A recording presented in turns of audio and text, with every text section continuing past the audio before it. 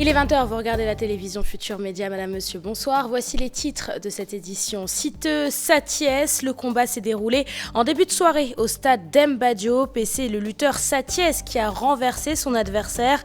Nous serons en ligne avec Pape Faraning en début d'édition. Finale de la Coupe du Sénégal, le match se déroule en ce moment même au stade Léopold Sédar Senghor. Pour l'instant, 0 but partout entre le Casa Sport et Nyari Tali. Inculpé et placé sous contrôle judiciaire pour faux et usage de faux, l'ancien Premier ministre Abdoul Mbaye se dit victime d'un complot d'État. Pour le leader de l'Alliance pour la citoyenneté et le travail, on veut l'empêcher d'être candidat en 2019. Alors que le Parti socialiste a réuni son secrétariat exécutif ce samedi, Bamba Fall a également tenu son meeting dans le quartier de la Médina. 2 événements parallèles le même jour pour Serine Mbaye Thiam. Quand le secrétariat exécutif se réunit, toutes les instances doivent geler leurs activités.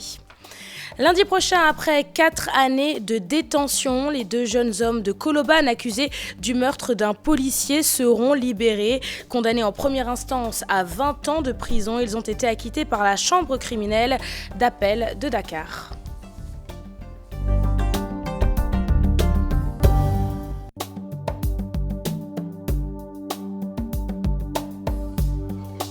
Bienvenue à tous et merci de vous informer sur la télévision Futur Média, un journal que nous ouvrons avec ce combat de lutte. Citeux, Sathiès, c'était en début de soirée au stade Demba Diop et nous sommes en ligne avec notre reporter Pape Faraning. Pape Farah, bonsoir.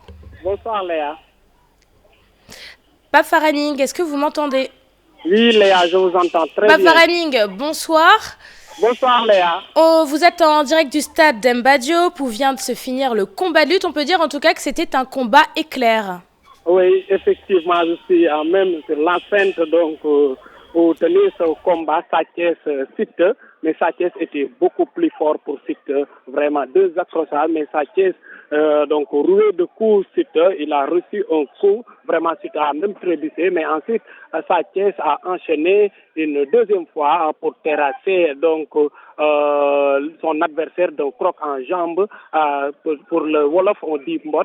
Citeux a donc mis sa tête et Sathiès a gagné ce combat haut la main. Il avait à cœur donc de battre Citeux qui donc tout le temps le taquinait et Citeux avait mobilisé tout un stade Demba Diop acquis donc à sa cause, mais le lutteur de l'écurie Doubalès était très très calme. Sathiès donc sur l'enceinte il a montré qu'il avait quelque chose contre Citeux. Il a terrassé en moins de 2 minutes, un combat éclair.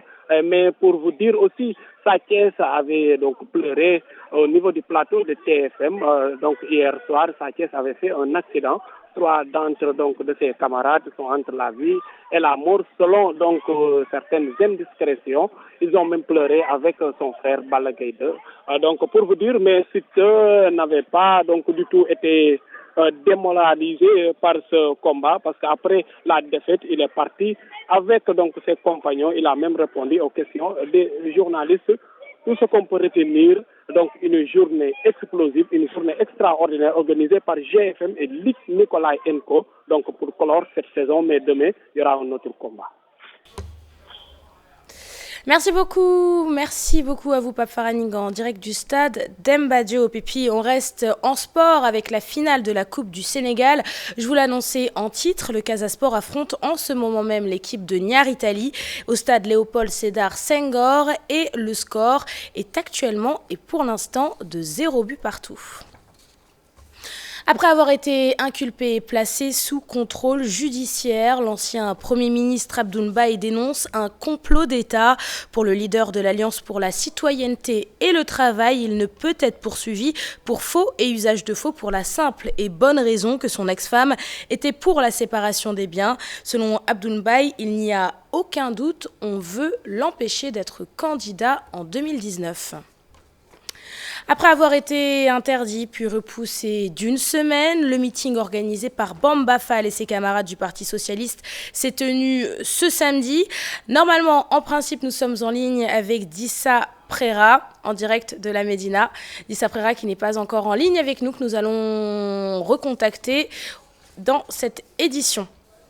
C'est pas grave, on reste avec le Parti socialiste. Quand le secrétariat exécutif se réunit, toutes ces instances doivent impérativement geler leurs activités. Serine Baïtiam, vous l'avez compris, fait allusion au meeting organisé ce samedi par Bamba Fall à la Médina.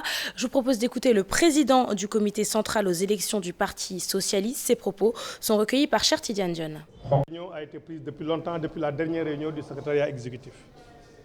Donc c'est pas pure coïncidence? Non, je ne me prononce pas tellement sur ça parce qu'on a là une réunion d'une instance nationale du parti qui regroupe les camarades venant de partout. Et en général, les réunions des instances quand même, ce qu'on a toujours vu, c'est que les réunions des instances du parti primaient sur les réunions. On a souvent vu ici au niveau du parti, mais que des coordinations ou des camarades qui prévoient de faire des réunions, il y a réunion du bureau politique, il y a congrès ou il y a comité central qui la décale pour tenir compte de ça. Mais nous avons notre réunion le matin et je suppose en général que des meetings ou d'autres activités, on ne les fait pas le matin. Donc, il ne peut y avoir aucun problème.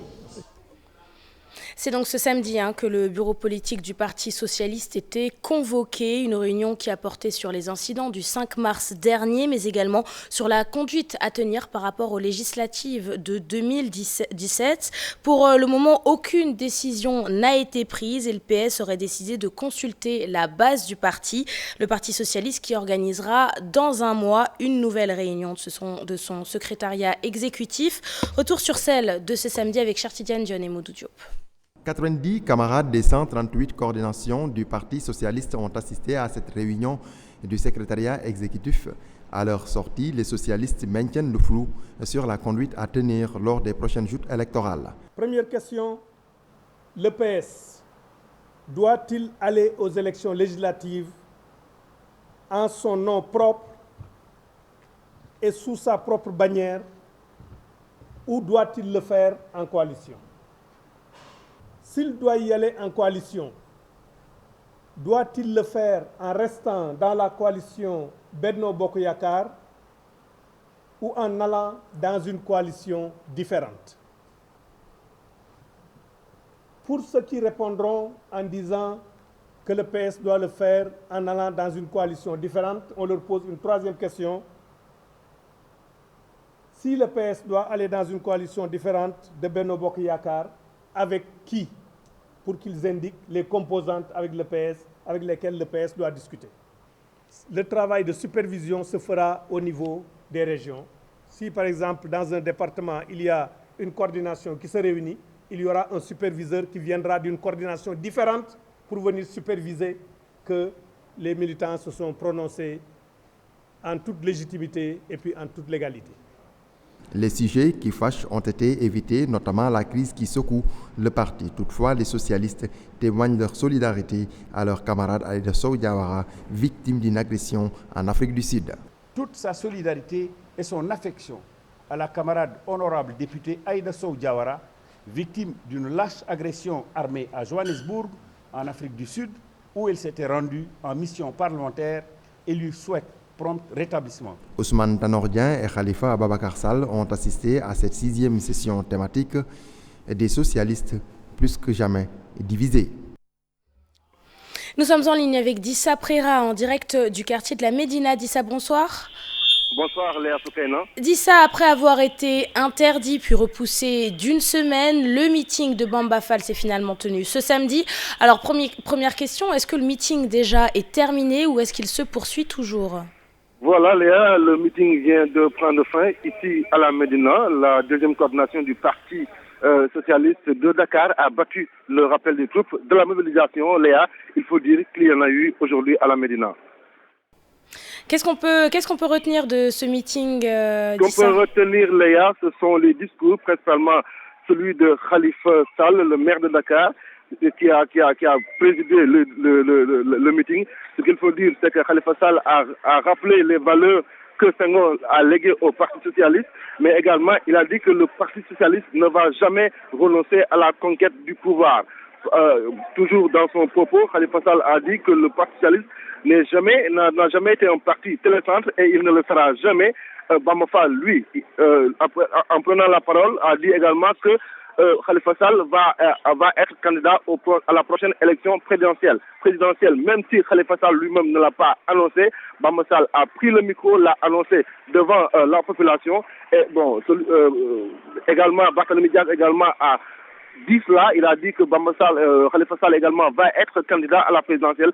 On ne l'a pas entendu de la bouche proprement de Khalifa Sall. On verra si c'est oui ou non il va être candidat, mais en tout cas ça a été annoncé aujourd'hui lors de ce meeting de la deuxième coordination du Parti socialiste à Dakar qui vient de se terminer. Léa Soukeyna Ndiaye.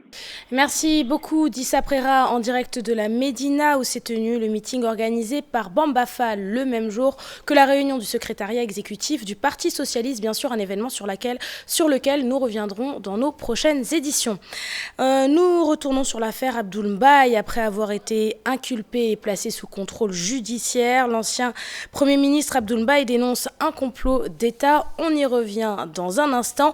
On passe à la chambre criminelle d'appel de Dakar qui a acquitté les 2 jeunes de Colobane condamnés en première instance à 20 ans de prison pour meurtre, association de malfaiteurs, violence et voie de fait sur un agent de la fonction publique.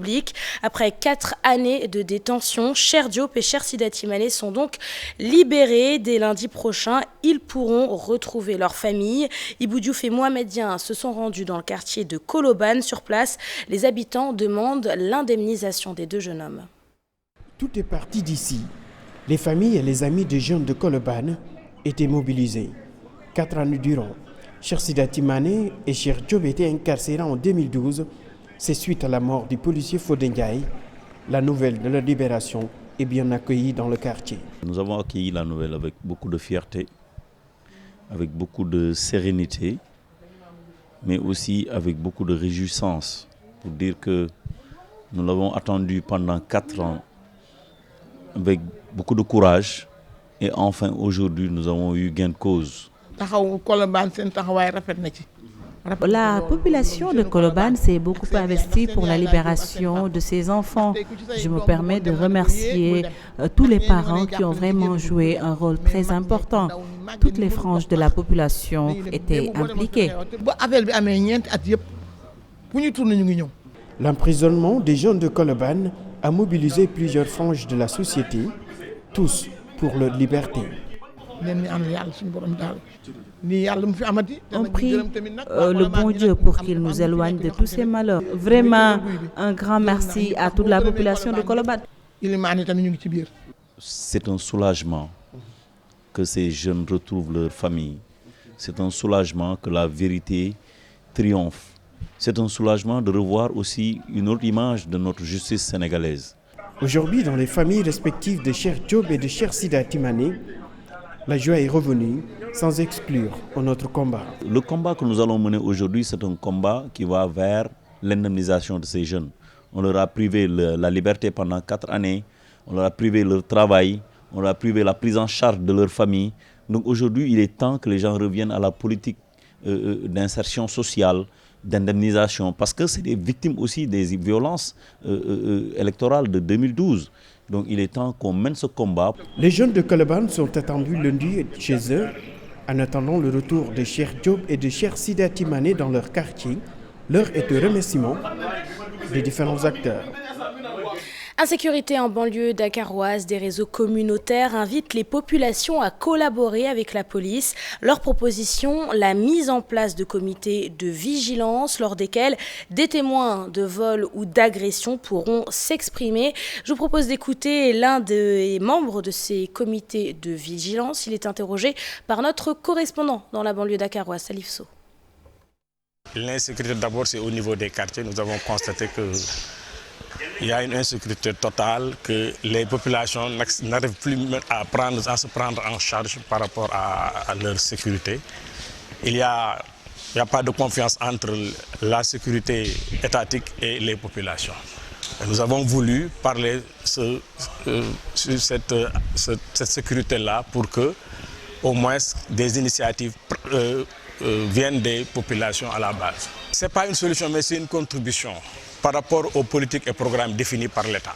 Donc s'il y a insécurité, c'est parce que les gens ne mangent pas bien. Et il y a un manque de revenus, surtout au niveau des femmes. qui sont vraiment les premières actrices. Le premier élément, ce sont les populations. Donc il faut que les populations prennent en charge leur propre préoccupation, leur propre sécurité et ensuite échanger, à partager avec l'État. Les propositions doivent venir des populations. Parlons santé. À présent, au Sénégal, 10 à 15% de la population serait porteuse du virus de l'hépatite B ou de l'hépatite C. Une déclaration du docteur Aboubakry Diallo, président de la Société sénégalaise de gastro-entérologie. Il ajoute que parmi les personnes atteintes du virus, 5 à 10% d'entre elles contractent une cirrhose ou un cancer du foie. Je vous propose d'écouter le docteur Aboubakry Diallo. Ses propos sont recueillis par Dissa Prera. Aujourd'hui, nous nous sommes rendus compte qu'il y avait quelque chose à faire dans les pathologies, puisque malheureusement, il y a une maladie ou des maladies qu'on appelle les hépatites virales. Ces hépatites virales, ce sont des maladies dues à des virus, deux virus qu'on appelle le virus de l'hépatite A, le virus de l'hépatite B et le virus de l'hépatite C. Excusez-moi parce qu'il y a d'autres virus, mais les deux virus qui sont les plus dangereux, ce sont ces virus B et C. Au Sénégal, à peu près entre 10 et 15% de la population sénégalaise est porteuse du virus de l'hépatite B. Et ce virus, c'est malheureusement, il contamine la personne, il entraîne une hépatite aiguë, il peut guérir. Heureusement, 90% des gens qui sont infectés par le virus B guérissent, mais 5 à 10% vont évoluer vers une forme chronique, c'est-à-dire vont porter le virus pendant plus de 6 mois. Ces porteurs qui portent la maladie pendant plus de 6 mois, parmi eux, certains vont évoluer vers une cirrhose et d'autres vont évoluer vers un cancer. Et c'est la raison pour laquelle notre pays fait partie des champions du monde, où si on classe les pays par le nombre de cancers purpuratoires, nous faisons partie des pelotons de tête.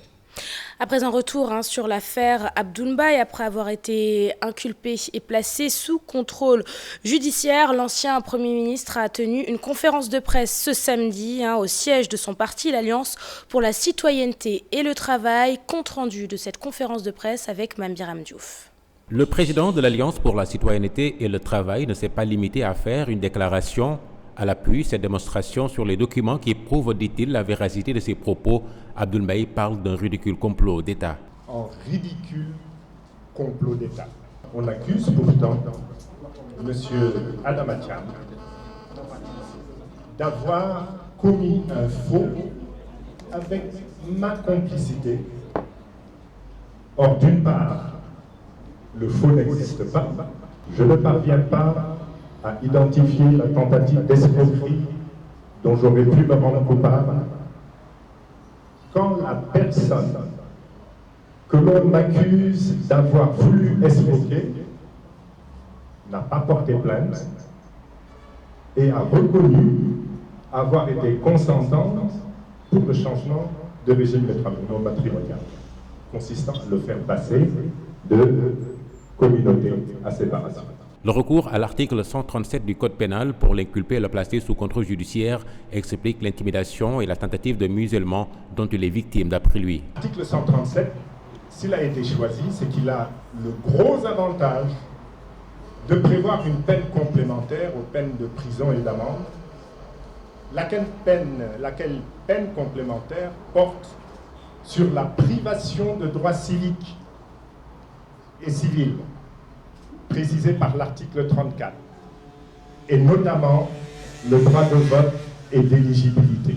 Celui qui se dit être en règle accuse la présidente du tribunal départemental de Dakar d'être juge et partie dans cette affaire. La présidente du tribunal départemental de Dakar, pour des motivations qu'elle seule connaît, au lieu de se limiter à instruire et juger la procédure de divorce dont elle avait été saisie, a adressé une lettre au procureur pour demander que je sois poursuivi tout en continuant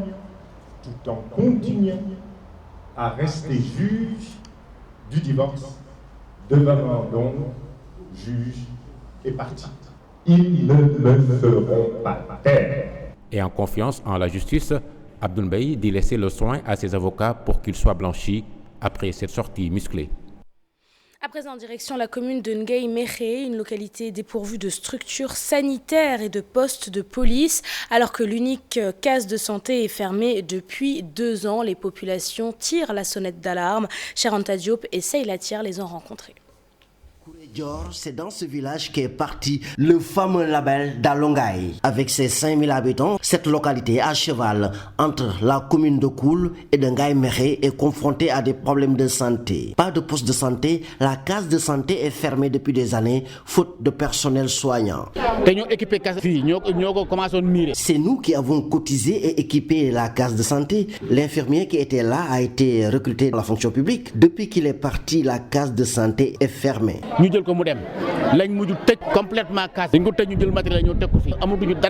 Nous avons de sérieux problèmes. Cette case de santé polarise plus de 7 villages. Il y a 2 Gateng, Gateng 1 et Gateng 2. Il y a Niassé, il y a Kéri 1, Kéri 2, Kourekdek, Kouregateng, Ndombala. Et en dehors de l'absence de structures sanitaires, les habitants du village décrient l'absence de sécurité. Donc, il y a les vols de bétail, il y a l'insécurité. Nous demandons toujours aux autorités administratives de nous aider, surtout de veiller sur la sécurité. Les populations de Kourédior ont porté cette kyrielle de lamentation à l'occasion du comité local de développement spécial consacré au Gamou annuel du village, événement religieux qui va drainer des milliers de fidèles. À présent, cette sortie du maire de Dara Djolof dans le département de Linguère, il est revenu sur une affaire d'autorisation de construire et assure qu'il n'a jamais été impliqué dans un scandale foncier. Écoutons le maire de Dara Djolof, il est interrogé par notre correspondant Moudumbaï. Et selon le rapport du ministère de l'économie et des finances, le président de la République a prononcé par décret 2011-765 la désaffection des parcelles au nom de l'État en vue de leur attribution par voie de bail. Après toutes nos investigations, nous avons pris toutes nos responsabilités en visant l'autorisation de construire le 13 octobre 2015, soit près de 4 mois après son dépôt. Des voix se sont levées pour critiquer cette signature, prétextant que les anciens maires, Ali Salah, Alioune Sarr, avaient opposé leur refus. Pour votre information, la mairie n'avait jamais reçu une demande d'autorisation de construire sur ce site pendant la gestion de mes prédécesseurs ci-dessus cités. Chère population de Dara, vous nous avez élus pour pousser notre commune vers le développement dans un Sénégal émergent, mais surtout dans un état de droit. Donc rien ne nous déviera de notre chemin. Nous tenons à préciser que votre maire n'est impliqué dans aucun scandale foncier, ni à une vente de parcelles, ni à une arnaque foncière dans notre commune. Direction la Casamance, une région particulièrement touchée par la déforestation. Afin de lutter contre ce phénomène, le ministère de l'Environnement opte pour la formation des élus et membres d'organisations communautaires de base. Pour plus d'explications, écoutons le coordonnateur de la cellule d'éducation et de formation environnementale du ministère. Il est interrogé par Abdoulaye Diallo. Pour capaciter certaines cibles que nous estimons importante pour nous aider dans le combat qui consiste à la protection de nos forêts et à combattre les coupeurs abusifs et la coupe illicite de bois, surtout au niveau de nos frontières. Donc c'est ce qui nous a amené aujourd'hui à Kolda pour dédier cette formation aux élus locaux et au CB, mais prochainement vous verrez que cette formation va s'élargir aux enseignants et aux journalistes que vous êtes ici également à Kolda. Mais cela ne suffit pas. Il faut aussi jouer sur la conscience des personnes. Il faut faire contribuer toutes les franges de la population utiles permettant d'aider à la conscientisation, mais également à la sensibilisation par rapport aujourd'hui à ce fléau qui est devenu, n'est-ce pas, un problème national. Parce que vous savez, la Casamance est le poumon vert de l'économie sénégalaise. Si nous perdons nos forêts, ça veut dire que nous-mêmes nous sommes menacés. En Afrique, quelle place accorder à l'enseignement de la philosophie? C'est la question à laquelle ont tenté de répondre les panélistes Abdoulaye Eliman Kane et Mamles Camara. Si l'enseignement de la philosophie est selon eux primordial, ils reconnaissent toutefois que la filière connaît bien des difficultés. Aïssa Toupaï et Léa Niafouna. Discipline où l'art de vivre se conjugue à de perpétuels enseignements. Le professeur Abdoulaye Eliman Khan pousse la réflexion. Je propose que nous réfléchissions ensemble pour savoir quelle place il occupe dans la vie des hommes d'aujourd'hui. Est-ce que l'aspect systématique, spéculatif qui est dans les universités, etc., ne l'a pas emporté sur la construction de sagesse, d'un art de vivre, etc. Et si c'est toujours important cet art de vivre, apprendre à mourir en apprenant à bien vivre, à se donner des raisons de vivre, même s'il faut aussi avoir des moyens de vivre, quelle place cela occupe-t-il aujourd'hui? Aux yeux du président du club de philosophie, même s'il existe une crise réelle et beaucoup de contraintes, la philosophie demeure une discipline importante. Une activité contemplative, une activité de gens qui n'ont pas grand-chose à faire, comme malheureusement Platon quelque part a dû le laisser croire, que ceux qui dirigent doivent avoir le loisir de penser, alors que la pensée et l'action sont dans une même foulée en vérité. On ne peut pas les découpler, on ne peut même pas les décaler. Et ça, la discipline capable de réussir cette synchronisation parfaite, c'est la philosophie. Un choix qui se justifie. La philo, selon le chef de département, un des rares domaines où l'étudiant sortant ne chôme pas. S'inscrivent massivement en philosophie, ce qui fait que nous avons une sorte d'appel d'air lié au fait que nos sortants, dès la licence déjà, ils sont convoités par les écoles publiques, mais également les écoles privées du Sénégal, au point que vous ne verrez aujourd'hui jamais un licencié de philosophie chômé. Pas une crise de la philosophie, mais il y a une crise de l'enseignement de la philosophie. Chaque année, notre département refuse des étudiants. Le problème, c'est la manière dont elle est enseignée par rapport à toutes les contraintes, d'abord sociales, structurelles, institutionnelles, etc., font que les élèves, en quelque sorte, ont une mauvaise image de la philosophie. Mais parmi eux, il y en a beaucoup qui, effectivement, font le choix de la philosophie. Utile donc de philosopher pour un esprit critique, autonome, comme le disait Descartes. Pour s'affranchir et recourir à l'autonomie de sa pensée, il faut donc philosopher. C'est la fin de cette édition. Avant de la refermer, petit rappel sur la finale de la Coupe du Sénégal qui se joue en ce moment. Le Casa Sport affronte l'équipe de Nyari Tali au stade Léopold Sédar Senghor. Pour l'instant, le score est toujours de 0 but partout et ce à 10 minutes, une dizaine de minutes de la fin du match. Ce soir, retrouvez votre émission Quartier Général avec Pape Cher, Diallo et tous ses chroniqueurs. Ce sera à 21h30 sur la télévision Futur Média. Je vous souhaite de passer un excellent samedi soir et vous donne rendez-vous demain à 20h sur la TFM. Très bonne soirée.